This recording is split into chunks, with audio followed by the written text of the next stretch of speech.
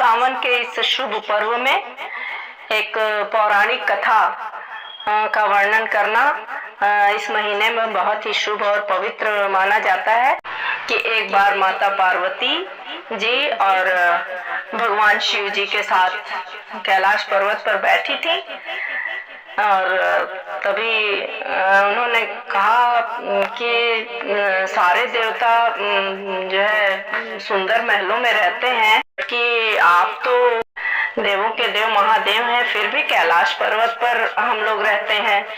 यहाँ न तो हमारे पास कोई महल है और न ही आराम की कोई वस्तु है। तो पार्वती जी ने कहा कि स्वामी, सारे देवी देवता तो महलों और भव्य भवनों में रहते हैं, तो आप इस कैलाश पर क्यों वास करते हैं? अतः आप हमारे लिए भी एक भव्य महल का निर्माण कीजिए ताकि हम भी जो है आराम से रहें। तो पार्वती की बात सुनकर भोलेनाथ शिव जी थोड़ा सा मुस्कुराए और फिर बिना कुछ कहे ध्यान मग्न हो गए। तो भोलेनाथ का ये व्यवहार पार्वती जी को थोड़ा सा अटपटा लगा, परंतु बिना कुछ बोले वहां से चली गई। जब महादेव अपने ध्यान से निकले तो माता पार्वती ने फिर से कहा कि प्रभु, मेरा भी मन है कि मैं भी अन्य देवताओं की तरह भव्य महल में रहूं, अतः आप मेरे लिए एक भवन का निर्माण, सुंदर भवन का निर्माण करा दीजिए। तब महादेव ने उनसे कहा कि देवी, महल में रहना हम लोगों के लिए उचित नहीं है, किंतु माता पार्वती ने भोलेनाथ से हठ पूर्वक कहा कि प्रभु, हमको तो महलों में ही रहना है और आप मेरे लिए एक भव्य भवन का निर्माण करवाइए। तो आपका महल जो है स्वर्ग से सुंदर, इंद्र के महल से भी उत्तम और भव्य होना चाहिए, तो आप मेरे लिए एक भव्य महल का निर्माण अवश्य करवाइए। महादेव ने माता पार्वती को बहुत समझाया और बोले, देवी, हम तो ठहरे योगी, खुले में वातावरण में रहने वाले लोग हैं, हमें भवन का वातावरण रास नहीं आएगा, क्योंकि महल में तो बहुत सारे नियम कानून का और बंधन होते हैं, उसमें हम लोगों को चैन नहीं मिलेगा। किंतु माता के मन में तो विचार आ गया था कि अब वो महल के बिना नहीं मानेंगी। तो उन्होंने कहा कि हे महादेव, जब सारे लोग महल में रहते हैं तो फिर हम इस चट्टान पर, बर्फ की चट्टान पर क्यों रहें? पार्वती के इस हट के आगे देवों के देव महादेव भोलेनाथ को भी झुकना पड़ा।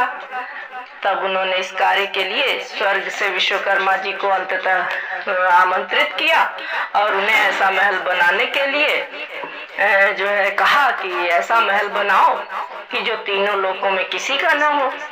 अब उधर विश्वकर्मा जी महादेव के आदेशानुसार भवन निर्माण के लिए उपयुक्त स्थान की खोज में लग गए। स्थान खोजते खोजते उनको एक ऐसा स्थान दिख गया जो चारों ओर से जल और पर्वतों से घिरा हुआ बहुत सुंदर था। तो पहाड़ों के वनस्पतियों और पहाड़ों से ढके हुए सुंदर सुंदर फूल भी थे। तो उस स्थान को देखकर विश्वकर्मा जी ने माता पार्वती को बताया कि भाई बहुत अच्छा एक स्थान हमने निर्मित ढूंढ लिया है। तो खुश होकर पार्वती जी ने भाई आदेश दे दिया भवन बनाने का।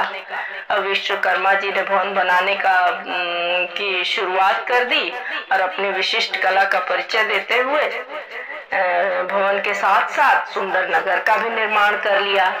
नगर देखने में अति सुंदर था। विश्वकर्मा जी उस नगर को सुंदर बनाने में अपना पूरा आत्मा से योगदान दिया। जब उस महल को माता पार्वती जी ने देखा तो उनकी प्रसन्नता का ठिकाना ही नहीं रहा। अब विश्वकर्मा को धन्यवाद देने लगी और बहुत उन्हें उनकी बड़ी भूरी भूरी प्रशंसा कर दी।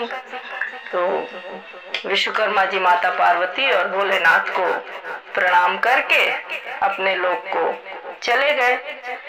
अब घर बनाने का कार्य तो पूर्ण हो गया।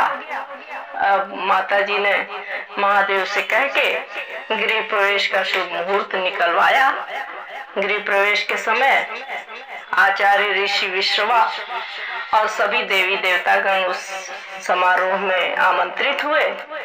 जिसने भी उस महल को देखा वो बहुत आश्चर्यचकित और उसकी प्रशंसा किए बिना नहीं रह पाया। वास्तव में भवन बहुत ही अद्भुत था।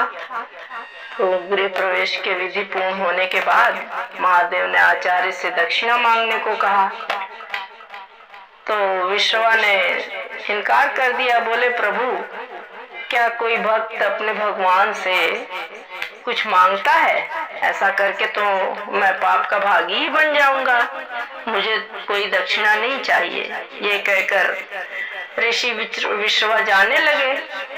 तो महादेव ने कहा, ऋषिवर, आपको दक्षिणा तो लेनी ही पड़ेगी। जब तक आचार्य को दक्षिणा न दी जाए कोई शुभ काम पूरा होता ही नहीं है। महादेव की माया, महादेव भोलेनाथ की माया तो वैसे ही अपरंपार है। तो ऋषि विश्रवा के मन में उस नए नगर को देखकर उन्होंने लालचवश उसी भवन को नगर सहित मांग लिया। अब ब्राह्मण को दक्षिणा के रूप में उसकी मुहमांगी वस्तु तो दी ही जाती है, इसलिए महादेव ने उस लंका को ऋषि विश्रवा को दान कर दिया। तो महादेव के द्वारा अपने भवन को दान कर देने से माता पार्वती थी तो पूरी तरह से क्रोध से भर उठी। उन्हें ऋषि की इस दृष्टता पर बहुत ही क्रोध आया। क्रोध में उन्होंने ऋषि विश्रवा को जो है शाप दे दिया। बोली, तुम तो आचार्य कहलाने के लायक भी नहीं हो। महादेव की सरलता का लाभ उठाकर तुमने बड़ी कुटिलता से मेरे प्रिय महल को हर लिया है। इसके लिए तुम्हें मैं श्राप देती हूँ। महादेव का ही एक श्राप देती हूँ कि महादेव का ही एक भक्त एक दिन इस महल को जलाकर राख कर देगा।